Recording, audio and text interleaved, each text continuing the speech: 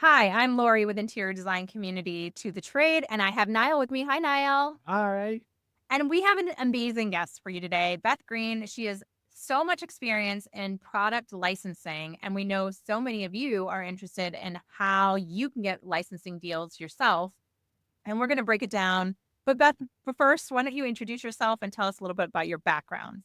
My name is Beth Greene. I have been in the industry basically my whole life because my mother was an interior designer. So much like your audience, I grew up with it. The industry's changed quite a bit from when I was a little girl, but it's always been in my blood. I really, you know, people say, how come you never followed in her footsteps? How come you never did it? And I'm like, because I saw it from the outside, I saw it from the business side of it. And when my mom was an interior designer, it was a business, but it was almost like a passion business. And I think now it's like a hardcore down and dirty business. So I went the other route and I went to the product, the products that interior designers buy. And because I studied marketing and business in school, I said marketing is really the way to go. How we should communicate about the products, how we should attract the people that buy the products, how we should attract the end users that buy the products. So that was sort of the way I wanted to approach the business, but I've been in the business my whole life. I spent over 30 years at Kravet, and I started the marketing department working with their mom. And then handed the reins to me, and I created a team at one point of over 16 people and created a little marketing agency within Kravet. And I did that for just about 30 years. And then I left Kravet and I started a consulting business because I did everything at Kravet. We bought companies, we did licensing, we opened new showrooms, we did High Point, we did advertising, we did websites, we did searchable databases. I I've know. done, well, You were everywhere. You built it up to the point where they could sell it to what they sold it for recently. right. I mean, Iron So Kravit, you were a part of that. I mean, you were everywhere, everywhere. when I first started Kravet, there was a handful of middle management. It was the family, the warehouse, and a few middle management. And when I left, there was just a plethora of middle managers and upper middle managers and vice presidents and assistant vice presidents. But I decided that it was time for me to do it for a smaller company and then maybe do it for myself. So I started You're my own. so I just want to say to a person out there listening, and if you've ever thought about licensing, to have someone who's been on the inside and that has understood the company's perspective and the designer's perspective and how to negotiate the best possible deal for the designer in that with that knowledge, I mean, you're a unicorn in this industry, and you Yeah. are someone that I know every designer wants to have in their Rolodex because this is the dream for so many designers, but you break it down in such a way that you also consult with them on even if it should be their dream. Exactly. I Yeah. think what happens is that people think this licensing is sort of this like golden handcuff and it's going to be all fun and games. And the outcome is beautiful, but it's a lot of work. Yes. And it's a lot of work in selling yourself, getting the deal, figuring out what the product's going to be. And the beauty of Krabbit, to their, attribute is that they really guide them along the way and really put in what they need. But the one thing that I believe that I did, and that's really why I do know both sides of it, is I was really the person that made sure we stayed true to Kravet, but really made sure I stayed true to whoever the licensor was. And I Right. think that's really important because you don't want to sell your soul and then not really stay true to it. And I was always the person that would say, how are you going to use it? Will you use this product? That was always the question. And then, in the background, we'd be like, they haven't bought any of their line, and that's really interesting because don't put something in a line that you're not going to actually use. Stay true to who you are as a designer and what you That represent. is amazing right there. Would you buy it? Are you planning on specifying this in the next 6 months? If you're the hottest time in a new product cycle is in the first 6 months of that product cycle. I mean, that's when a majority of the sales happen. for a product and can determine whether that product will continue to be a product or whether it will be a phased out sort of like Right. seasonal kind of product rather Right. than a, heritage product. So So, a licensed collection has it's sort of this, it goes up the mountain, plateaus, and then comes down. And sure. I would say it's about a 5-year lifespan. Right. You ramp up. Hopefully, if it's great product, and then like the dogs and the not, what's going to really sell, because not everything in every collection sells crazy, and then it peters off. And then if it's a great license for the company, then they'll continue to play upon what sold really well and expand upon it. Right. I've worked with big names. I've worked with fashion names. I work with designers that are just really hardcore working designers that just had a great idea and it worked. So I think that's really important, because you don't have to be Oscar de la Renta and Barbara Barry. Right. You can have a great idea. And, the first thing I would say is, what is missing that you are jonesing for? What can you not find? Right. That's really the key, whether it's fabric, wall coverings, trimmings, furniture, hard goods, doorknobs. I mean, anything. Yeah. What molding? What is out there that you cannot find? And Right. if it's you can't find it, other designers can't find it. Nile has an idea. I gotta hook you up with him afterwards. He had a new product that he couldn't find recently that he just found a little bit, but he knows it would be a great licensing deal for someone. See? Okay. Okay. We'll You have to talk about it after. You talk about that online now for sure. Yeah, yeah.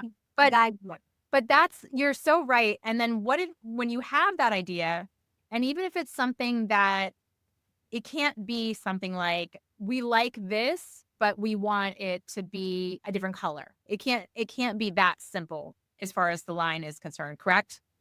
yes. So I think the best way to go really is, so let's back up for a second. Sure. A designer needs to understand, I need to figure out what the next stage of my business is. I'd like to get into product licensing. Right. Right. Someone like myself or licensing experts, other people would say, why? What is it?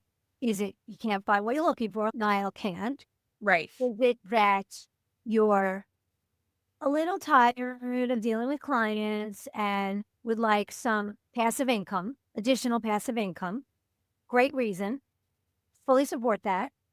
Is it that you have a gem of an idea and you'd like to go? But everyone really needs to understand that if you start licensing products, it takes a lot of time.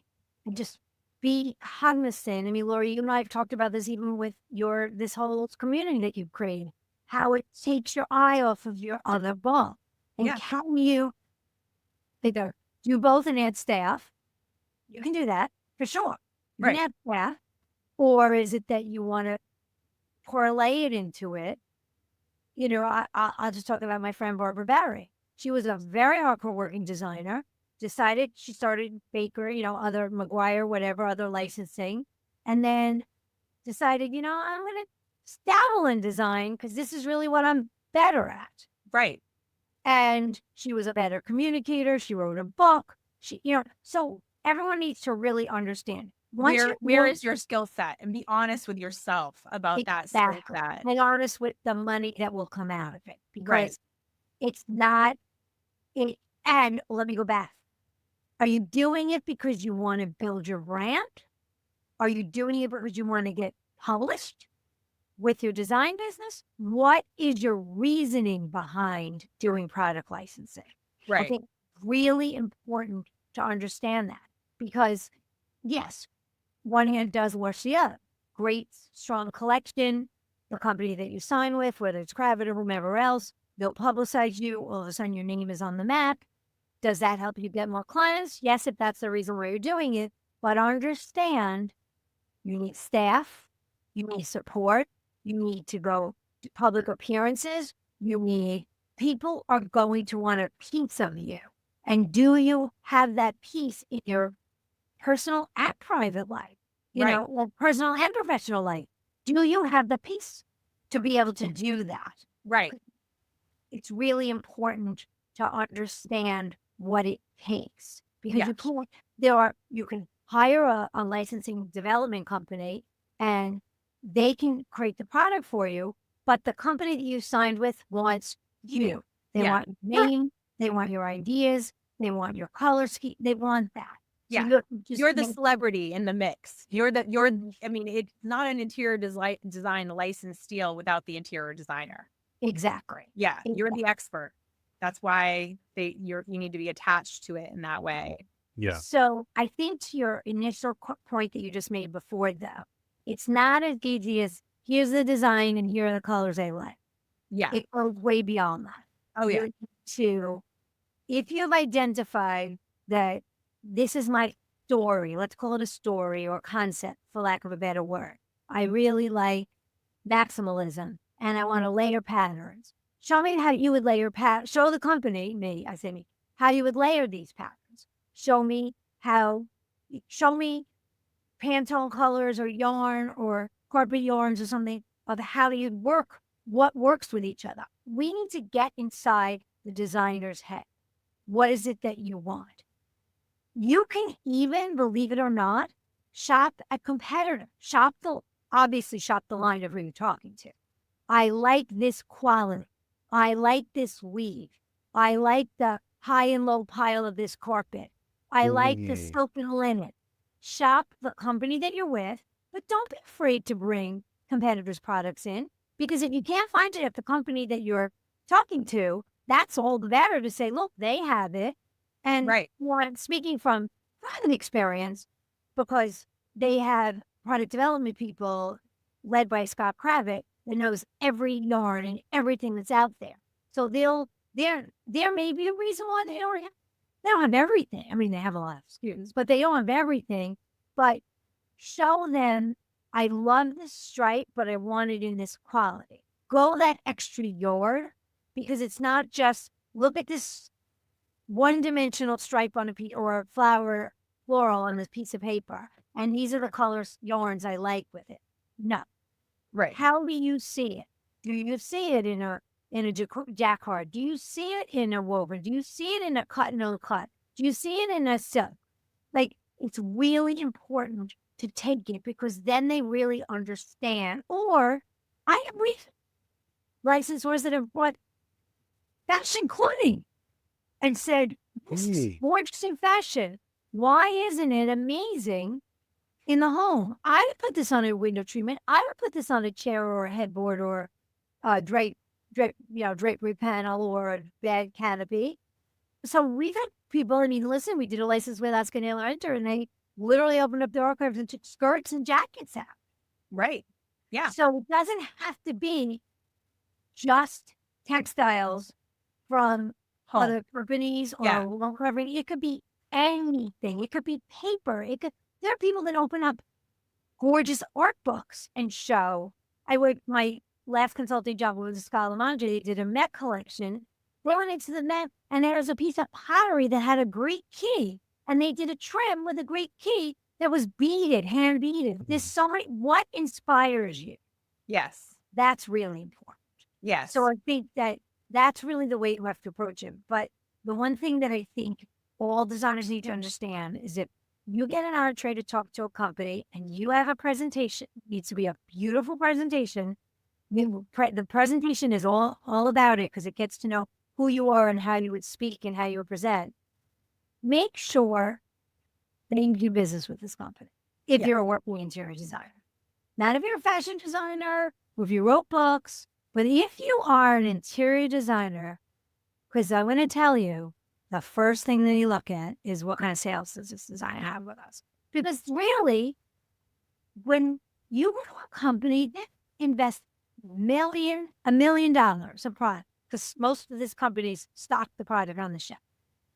$1 million, they're going to put books out there on the shelves. That's all cost money. Yeah. So they want to know, I'm investing in you. Or are you going to buy this product? I mean, are you investing back in me? Do you believe in our business? Are you part exact. of our community and So our it's family? Yeah. really, really important. Like I know that that there are companies that give licenses to designers that are really good customers of them. And that's actually not always so great because they think that I won't give you any more business if you don't give me a license kind of a thing. So it's a little touchy, which is why I believe the idea, the concept, the story is really important. You can't just be because I buy $3 million worth of product or $10 million worth of product or $25 million worth of product. It can't just be that. Right. It has to be. I want to stop and I want to stop you there because that was a really huge point. I mean, I think that if you are doing a lot of business with a brand and you come to them with the idea and they might be influenced by you as a client, not necessarily you as the idea and be pacifying you. For how much are they going to promote an idea that they're just pacifying you on versus one where they believe in what you're bringing to the table. And you need to also understand from your own perspective that you have to put as much time and effort into presenting to a client and getting them to see the vision. You're doing that for the manufacturer, and you have to understand product manufacturing at a whole other level in order to be able to really present in the way that the brand will hear you. Yes. And Yeah, I think especially for things like like you're going to go to a company and they have expertise. They know how to they know how to lay out the patterns so that it can be 54 inches wide for fabric, 27 inches wide for wall cover. They can guide you on that. yeah, But if you have a pattern or a concept or an idea, like I looked at so many over the years, like novelty and, and I just I looked a year ago, I looked at something that someone presented, a really cool presentation, but I was like, so are you going to use this in a children's room? It's kind of novel. Like, where do you see using it? Have that story down pat. sure. But to the idea of pacifying a good client, I think in this day and age, no company's really going to do that anymore. Yeah, yeah, We don't believe in what you're presenting. They're not going to put their money behind. right, right. There was a designer that we worked with that had a phenomenal idea. She worked in fashion, switched to design, just was traveled. She was an army brat, so she'd been all over the world. She put together a beautiful presentation and said, you know what? I'm gonna weave and print samples myself. Did it myself before she ever went to a company. Spent a lot of money. Her presentation on the table was beautiful. She got an introduction to us, looked at it, and said, wow, you put a lot of money into this. Stop. We'll take it from here. That's a unique situation. Most people don't want to open up their wallets like that.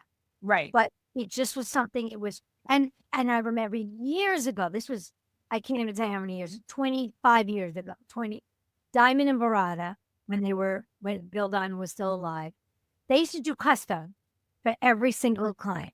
And it was fun, whimsical, novel, whatever. And they wanted to take their custom designs and put them in a collection. And that's how we got the license. So they had already had a proven track record that they used them. And then they wanted to open it up to other people. That's Sure. another option. So there are designers out there that are doing custom furniture. Let's not even stick with textiles and wool carving because I've worked in furniture too. Doing custom furniture. I've made furniture pieces and I use them over and over and over again. Someone else should have them. I mean, furniture is a harder license to get, but individual pieces are not. Rugs, same thing. I remember Windsor Smith. She used to do custom rugs all the time with the company. And finally, we turned around and said, wow, these are great. These would make a great addition to the line. That's how she got a deal. So there's lots of different ways to get the deal. It really starts with the vision of the design. The idea. And then do you have to be the kind of designer? Is this the kind of designer who has their own audience themselves? Do they have to already have a decent channel to sell to, or no? I think with rising social media, I think that's changed a little. Sure. I will tell you, it's nice from the marketing side of the collection. It's nice for sure, but there are plenty of people out there that just have really great ideas. I met these two young women at High Point. They designed fabrics and were printing them themselves. And they had a little concept, and it was cottagey, kind of like more modern contemporary Laura Ashley. And they didn't really have a following. No one really knew them until they started. Then they took a booth at High Point.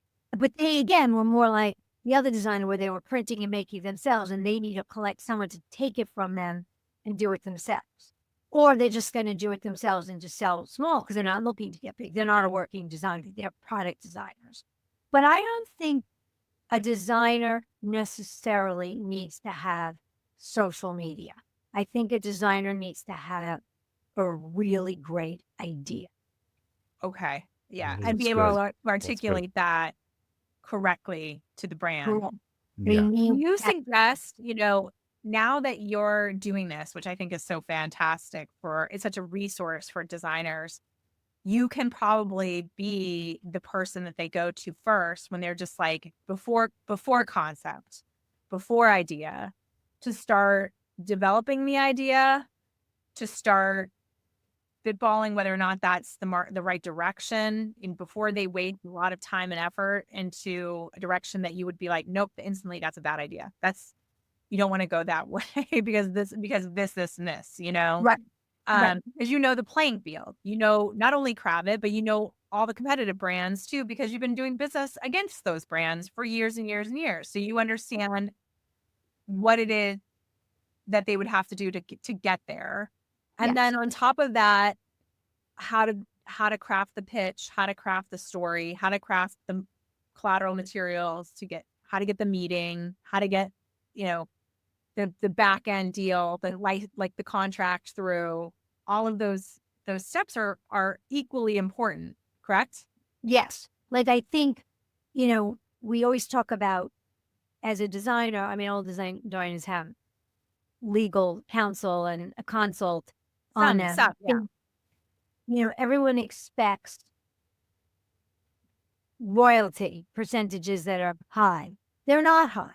Yeah. Right. Especially if you're only selling to the trade. I think the beauty of the High Point world, and because I've recently spent a lot of time in High Point, like in the carpet industry, furniture industry that sells at retail. See, I think that's really where you're going to make more money if you're willing to sell at retail. If you really want to just fish in your own backyard at the trade level, you're talking about royalties will max 5% barreling. Right. That's 5% of net. Yes. Of net designer trade net pricing. Right. So it's teeny. Yeah. If you end up with companies like Made Goods and, Hickory Century or whatever that sell retail, Bloomingdale's, Macy's, Costco, TJ Maxx, TJX, CJ Maxx, whatever, Sheets, Betty, there's other places to go. I think they have to think bigger, and I can help people think bigger. I'm not a licensing agent. I've worked with licensing agents, so I know where certain looks and products will go. I don't personally necessarily have the connections, but I partner with a bunch of agents that do. Sure. But, designers have to think bigger. Think Cynthia Rowley and TJX companies and Kate Spade and Lily and Target August. labs and, Exactly. yeah.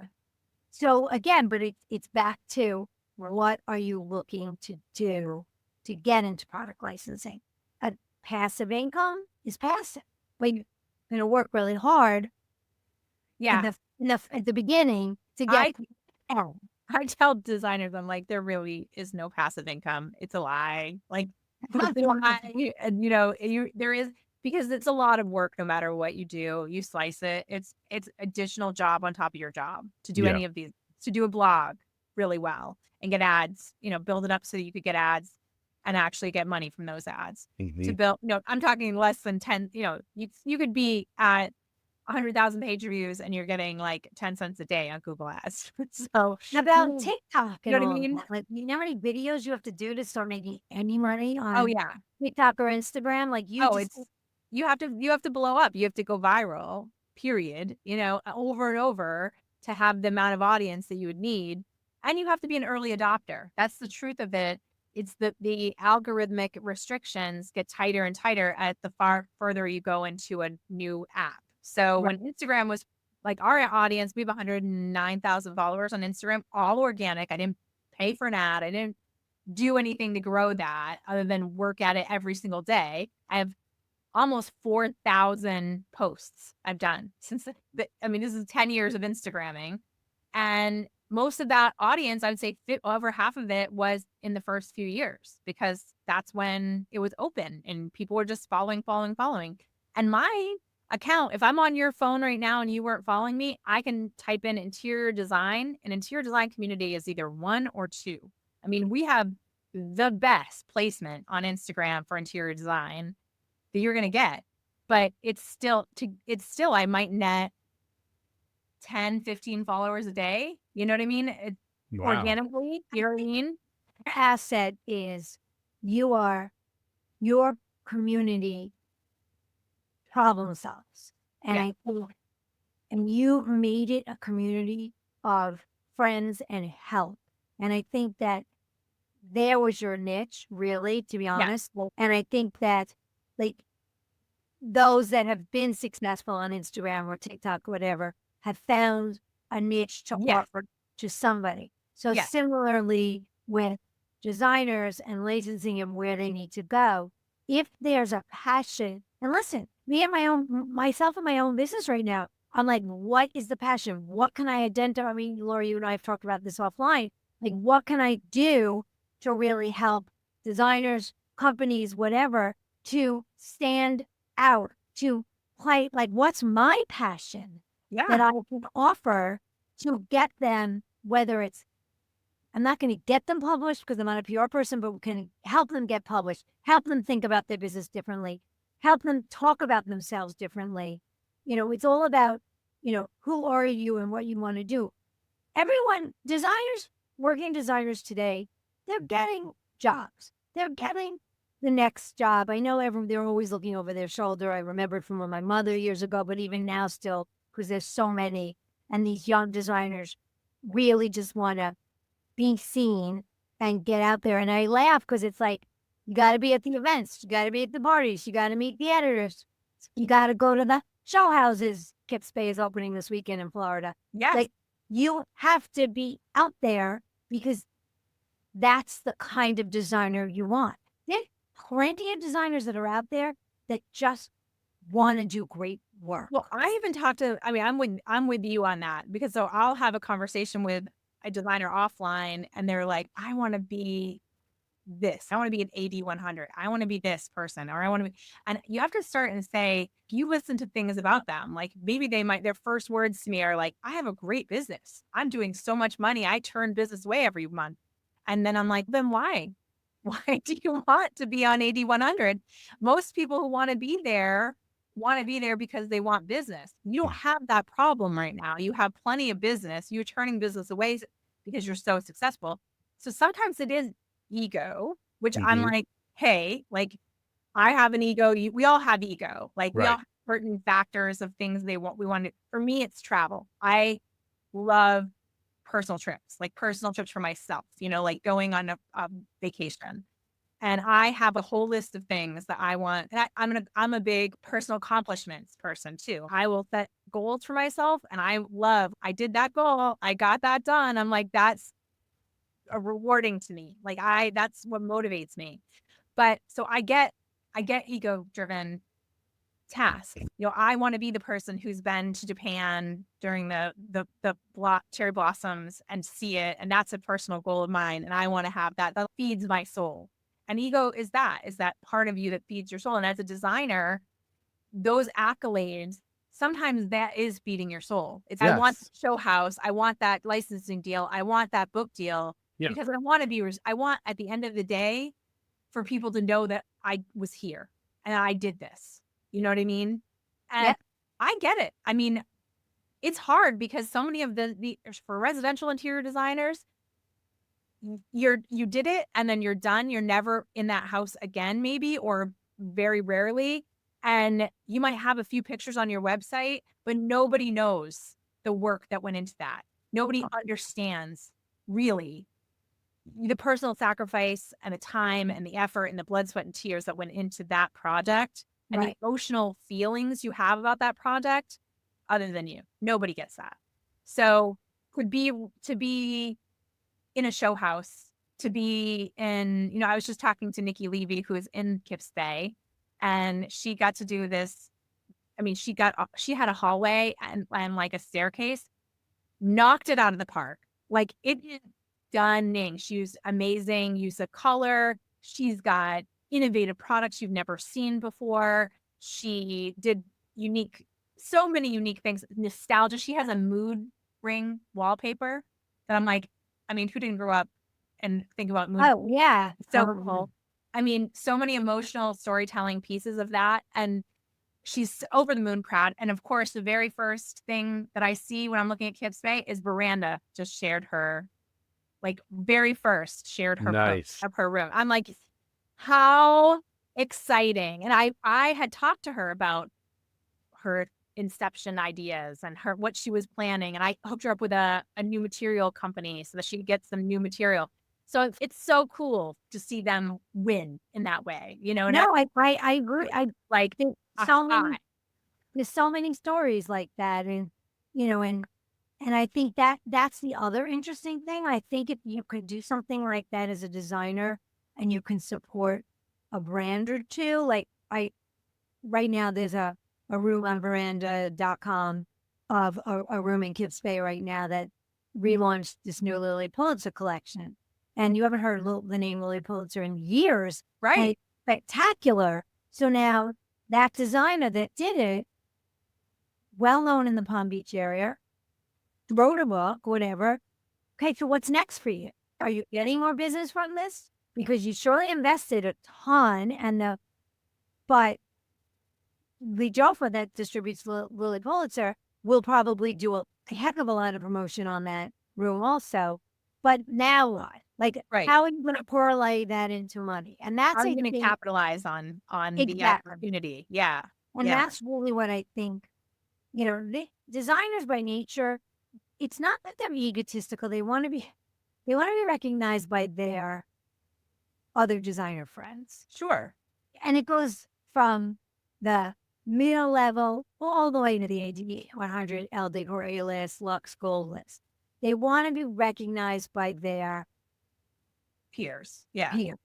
Yeah. And I think that's wonderful. And that's really where I think your page comes in so nicely, because I think that someone says to you, wow, I love that bright color fabric. I think that the conversation that designers have in your community allows them to almost put themselves in sort of that advising role. And I think that that's what makes this industry so special, because everyone is helping everyone. Years ago, it so wasn't like that. It was so competitive, but there's more than enough business out there. There's more than enough licenses out there. There's more than, that they can all do what they want. They just have to be focused. They have to market themselves. They have to understand. But one thing, though, that I did want to make sure that we talked about is the differences between a license and a collaboration. Yes, because I think it's really important to understand when you go for a license with a company. We already talked about the fact that the company is investing in you a lot of money. You're investing in that, your time, effort, helping them market and promote it. But it's all huge, and most of the time there's exclusivity with that.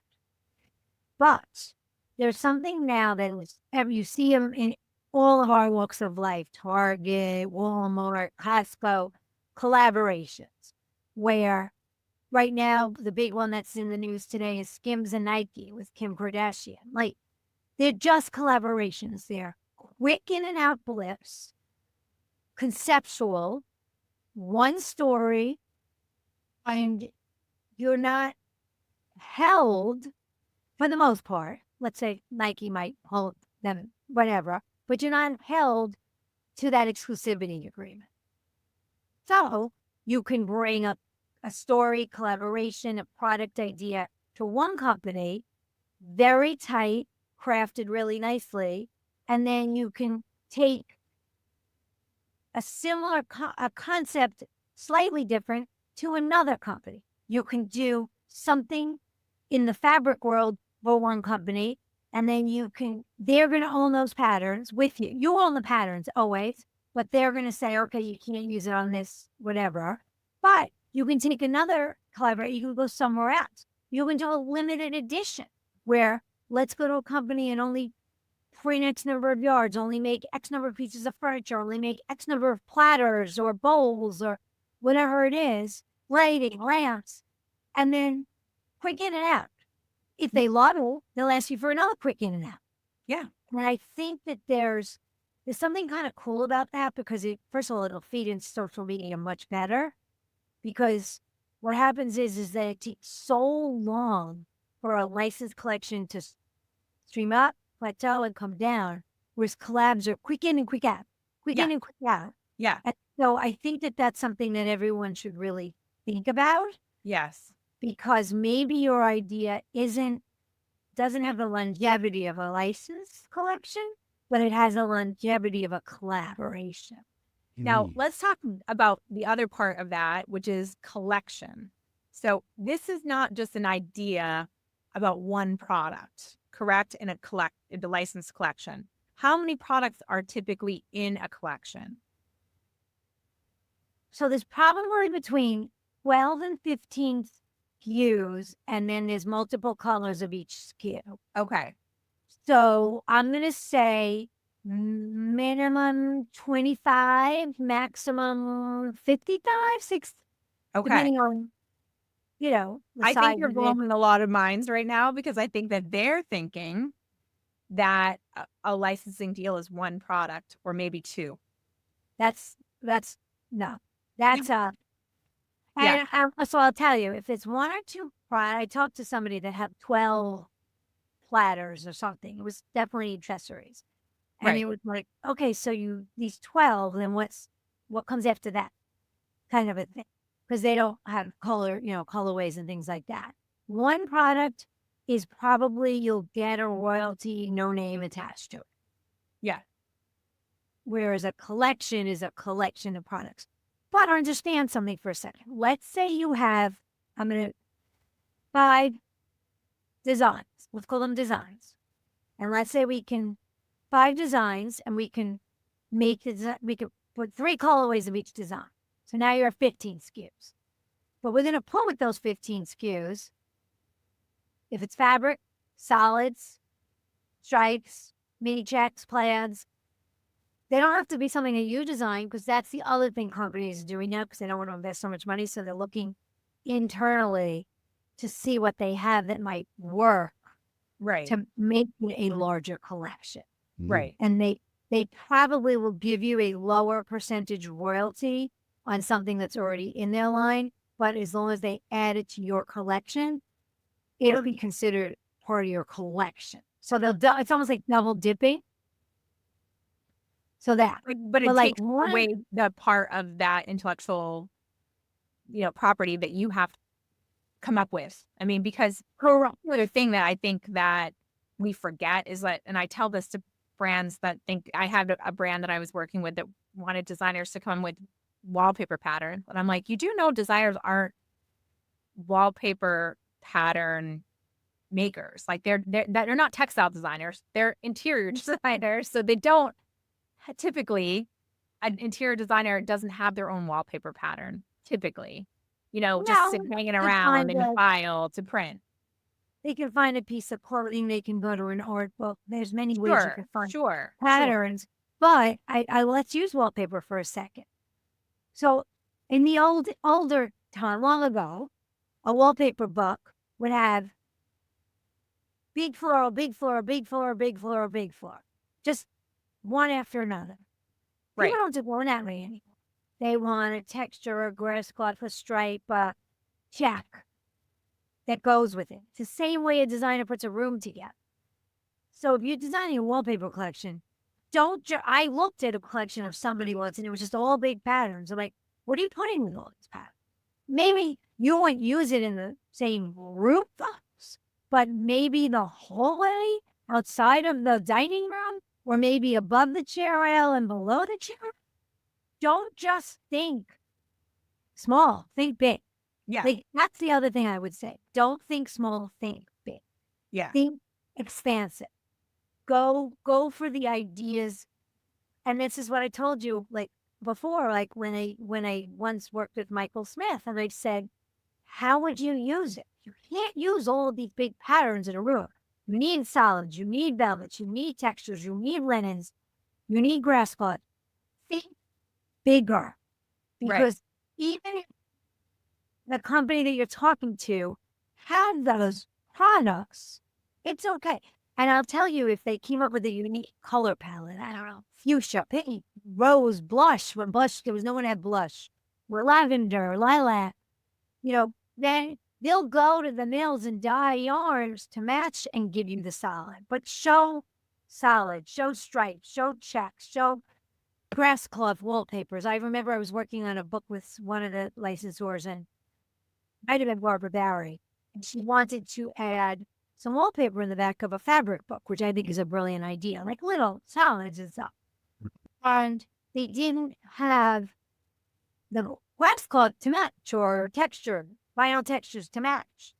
But we took one and went back to the wallpaper company, because that's just paint, or when it's Faribault or whatever, it's easy enough to take an existing pattern and just change the color. So that's why I say think big, don't think small. Yes. So look at traditional wallpaper collections and think about all those components, and then that's really what you have to come up with. What if they have one idea that's revolutionary? So I'll tell you a tiny story. There was a designer I know who, and this was a freebie. She went to a brand that she had already used quite a bit, and she said, look, you're a European company and you're doing sinks, but you need to do a bigger sink. So they actually took that advice. Of course, this designer was never credited or paid at all. And that became the designer's, that brand, I'm talking major worldwide brands, bestseller. And the designer got nothing. More. What do you do in the cases of you have a revolutionary product idea that will change their business, but you get something out of it if you're a designer? Because you are in those houses every day and you do get the feedback. So I think that's an interesting dilemma. Yeah. Shame on that company. They just thought they weren't upset about it. They went back to this designer and said, guess what? We used your idea. It's become our bestseller. Yeah, but shame on them. But they're not. But they're not stupid. I mean, shame on them. Come on. I mean, honestly, you took the idea. There's no deal. It doesn't matter. It doesn't matter. There was no deal between what's your face Birkin and the guy that sketched up the. Oh yeah, the Birkin. But I mean, he didn't get any money for the Birkin.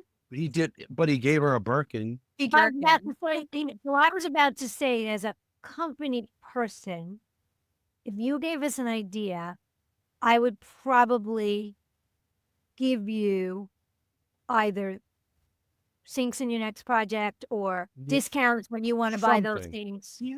I mean, you basically told me I was missing something in my line, and obviously you got an idea and you'll use that sink over and over and over again every time you do a kitchen or a bathroom.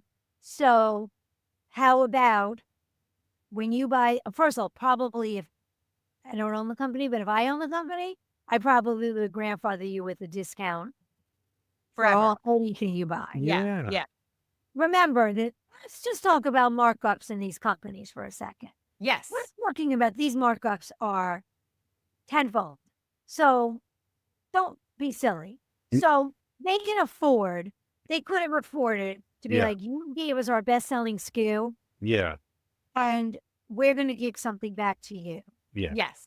First of all, one, she'll be indebted to them every single time to buy every sinks. project ever. right? Indebted to them. So I do think there's something really interesting about that. I agree with Nile, though. Shame on her for not coming into the, there's flipping conversations. And believe me, I'm one, I do it all the time. Like we're sitting here talking and thinking, wait, I have an idea. You give ideas, especially like I do as a marketing person, but that designer should have come in and said, I have an idea for you and I'd like to give it to you, tell you what's missing from your business. And if you move forward, I'd like X, Y, and Z, or I'd like to do this. You don't have to run my name. Do an advertisement and use this person's face in the ad. Right. Something. Use my thing. Send me pics and I'll put it in an ad or on my website and I'll put your name on. There's so many things. They have my marketing head now. There's so many things I could have done. It was a missed opportunity, I think, from the manufacturer side. Yeah, definitely. And for the poor designer too, because they're going unrecognized at having contributed a huge amount of business to this brand. They're an international big brand. So I think that'd be an interesting podcast topic for you, to get a couple of designers that have ideas and have them bounce it off of a couple of me. And I guarantee you that's what designers have more than anything else. They don't have in their, Niall, can you agree on this one? They don't have a collection just plopped in there. That's work. But they do have, most of the time, some product that they know you could use because they know they would specify it. Like that.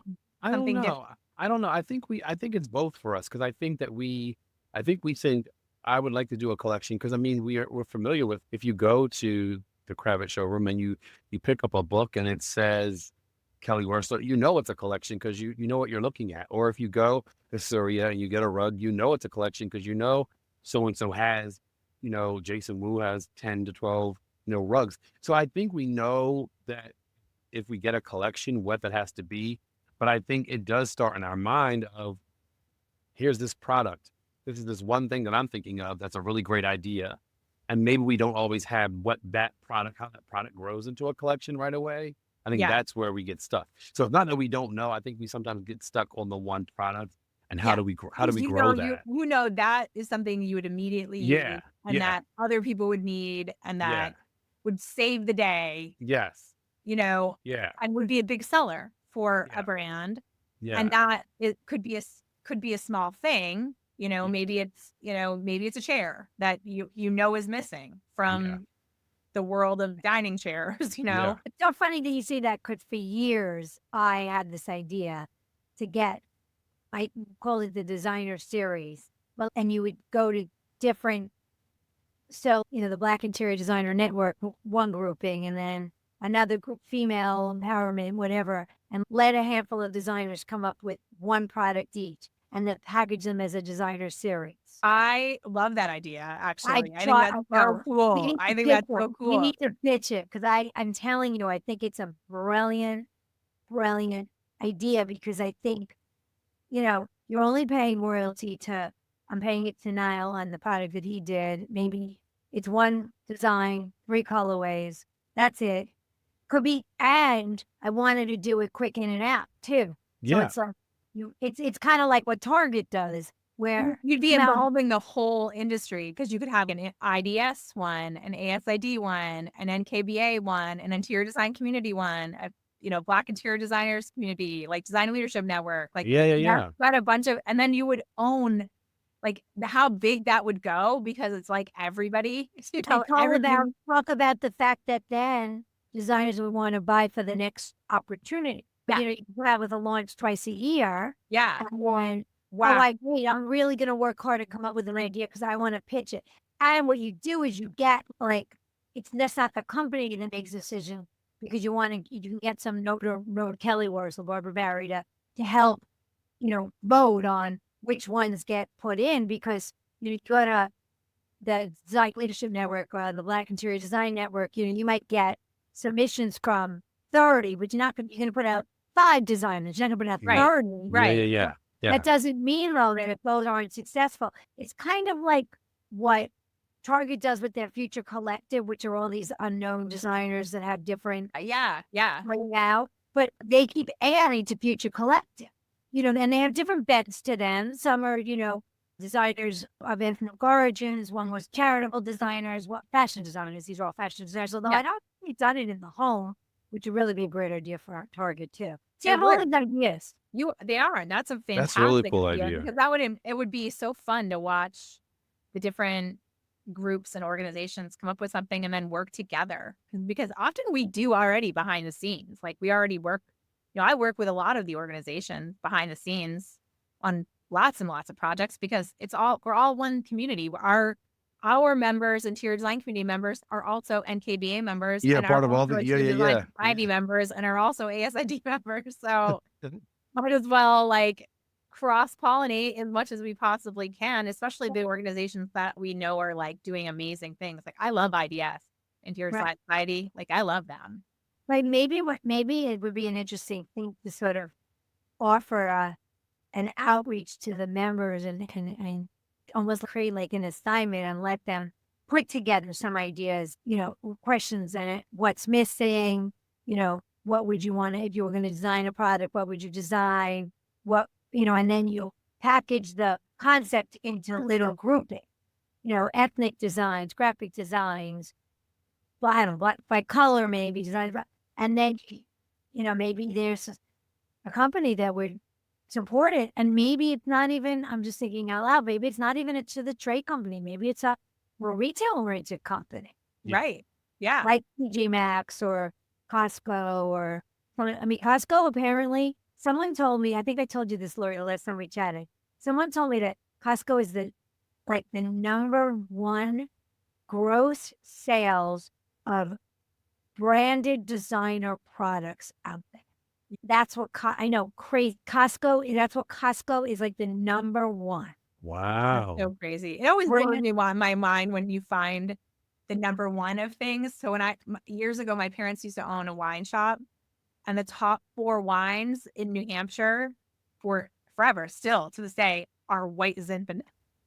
You're always like, who drink White Zinfandel? It's so weird, Drew. But that's not hard to believe. That's the top 4 are all White Zinfandel. The price point. The top furniture company in the United States is Ashley Furniture. They are number one. That's not hard to believe either. That's not hard to believe. It was either going to be Ashley Furniture or Wayfair, but Right? Wayfair It blows my mind. I'm just like, what? No way. But that's what most people know is an Ashley, Ashley Furniture. So it's just it's popularity. But I love that. I love that idea. That's actually really brilliant because you'd be leveraging audiences that are already interior design audiences. Like I've thought about it myself, through Nile, or through some of we have a great board members. But I mean, I've never really thought about it from the perspective of our community at large. But I thought our board members, I would support them. And, we just encourage them to do licensing lines, and then I would promote it just as they're part of our community. So why wouldn't I? But I also think I'd love to see designers in general. I'd love to see a master list out there of all the to the trade licensing deals that are designer related, designer attached, because I really believe designers, if they had a master list like that, would go through it and would utilize it, and then we would get more of them. If we're supporting the designer led licensing deals, there'll be more of them. Yeah. Our own community. We need to support our own community, and I think but there isn't a big master list out there. It's kind of onesie twosies, and everybody knows the Kelly Wurslers of the world, and she doesn't need as much process. Maybe another designer who has an amazing line that we don't even talk about because she doesn't have a huge audience. But what's interesting, when licensing first started, so if we went all the way back, the first license that Kravet ever had was Mark Hampton Trim. And it came because he was working with a trimming company, trimming manufacturer, to do a tailored tassel trim, I remember. And that was the first license collection. And I remember, fast forward, for a while, the design community has changed. It wasn't as young as it is now.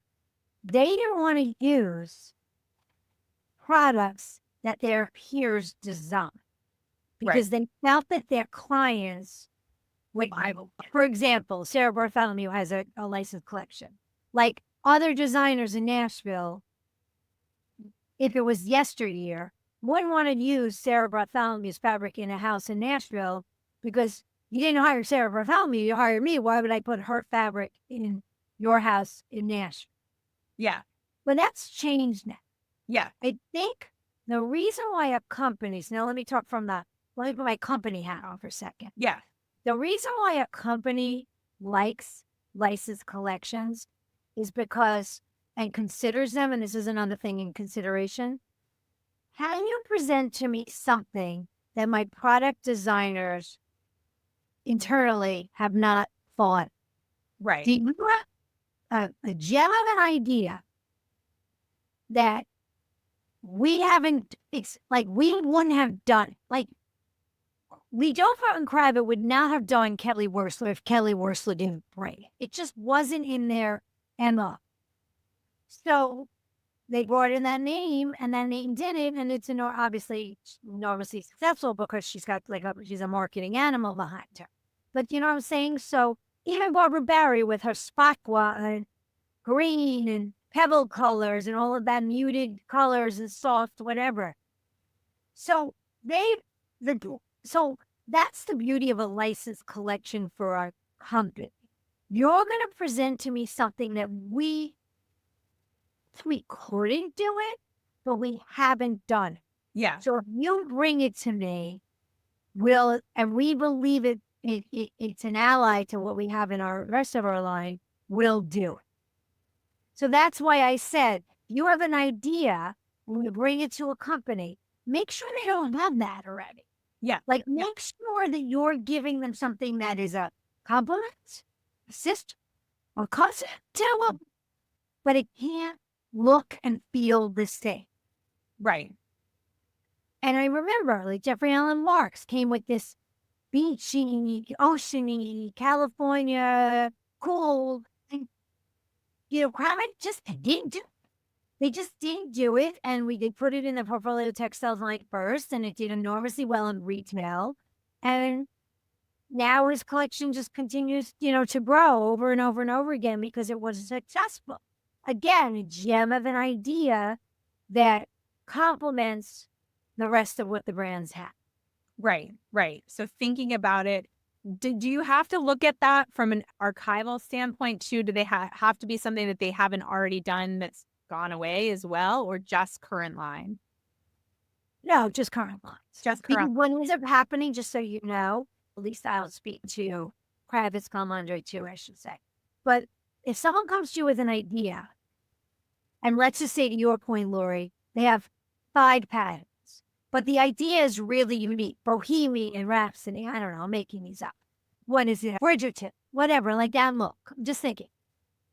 They like your 5 patterns of inspiration, but let's now go into the archive and see documents that we have that support that as well.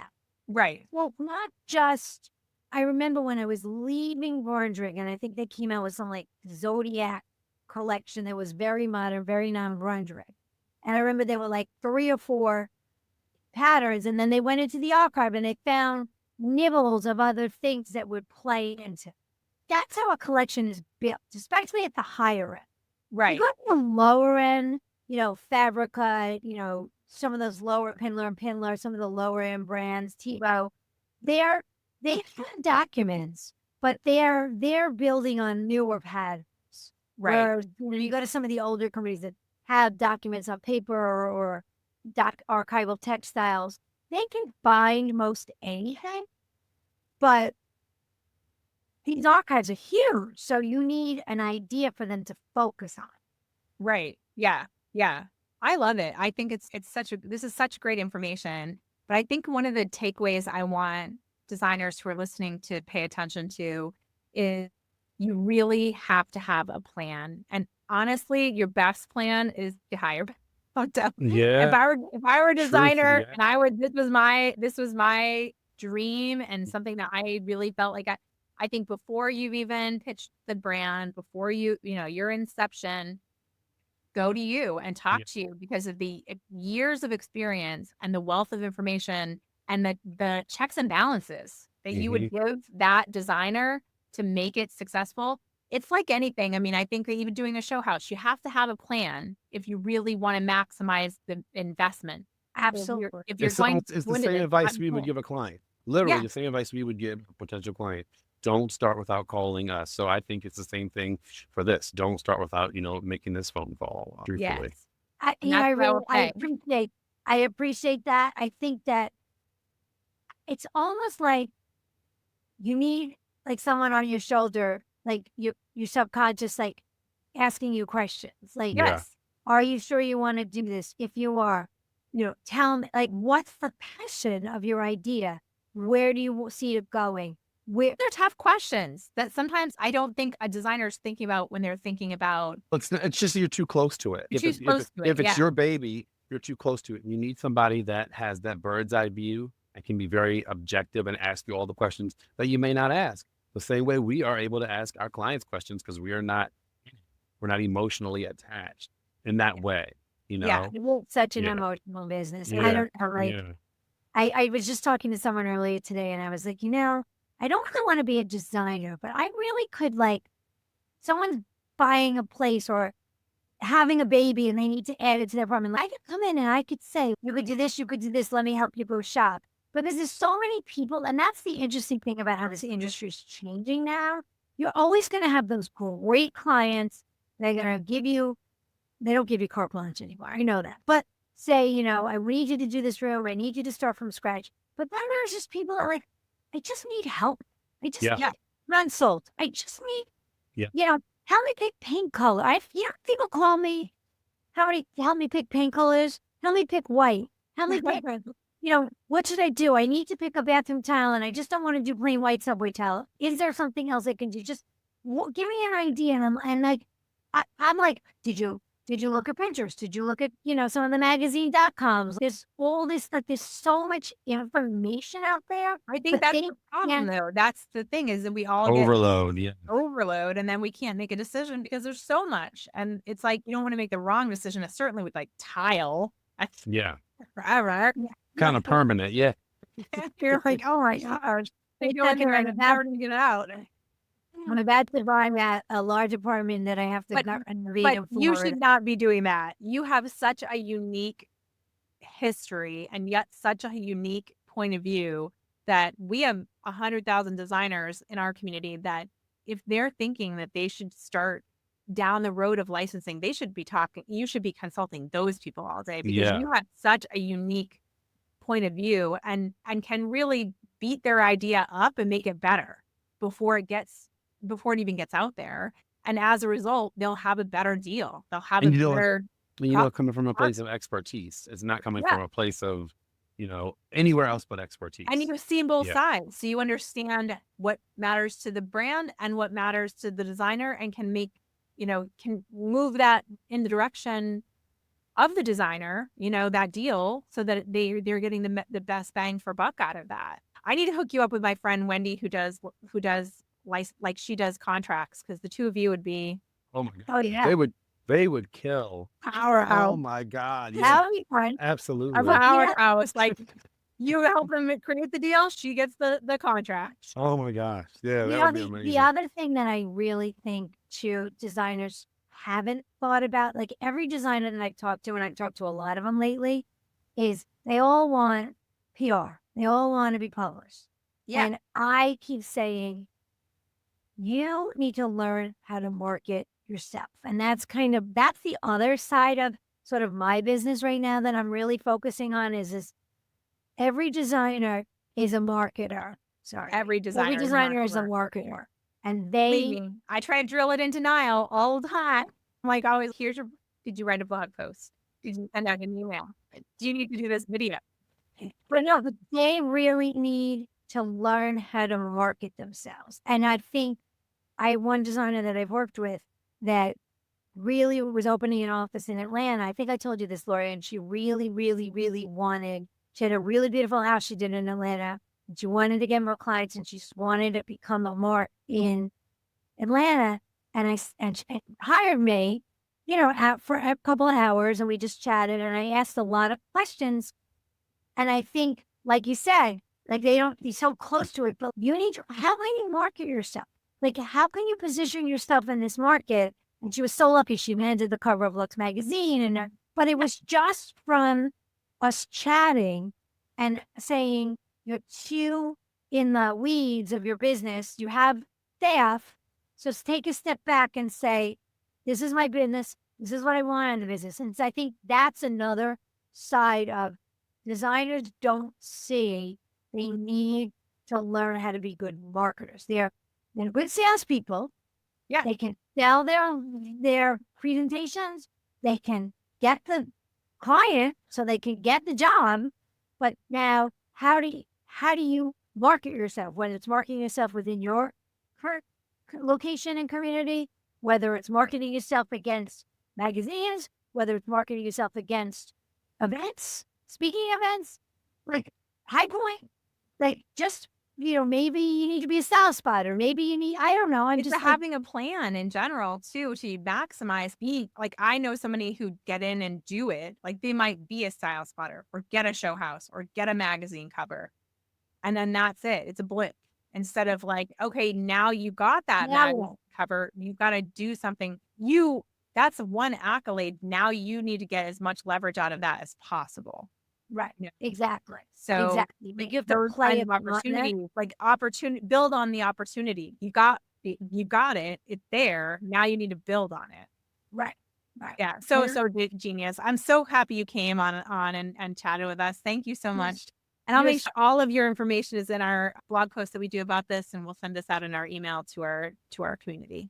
You're so sweet. I appreciate it, Nile. Such a pleasure. Thank you so much. You're welcome. Thank you. Anyone, call me. Goodbye. Yes.